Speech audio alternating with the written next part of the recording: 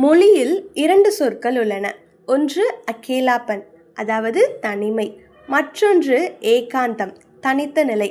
ஆங்கிலத்தில் இரண்டிற்கும் ஒரே வார்த்தை லோன்லினஸ் என்று கூறப்படுகின்றது. அகராதி சொல்லும் பொருள் தனியாக இருப்பது. ஆனால் ஆன்மீகம் அதற்கு வேறொரு அர்த்தம் சொல்கிறது. அகேலாப்பன் என்பது ஒரு துயர நிலை.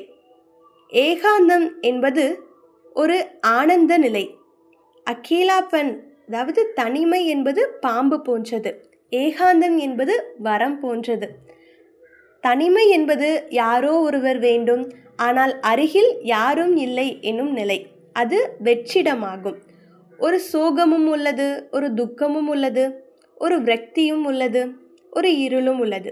ஆனால் ஏகாந்தம் என்பது ஆனந்தம் நிறைந்த நிலை. இரண்டு நிலைகளிலும் மனிதன் வெளிப்படையாக தனியேதான். அருகில் யாருமில்லை என்றாலும் ஏகாந்தம் அமிர்தம் போன்றது.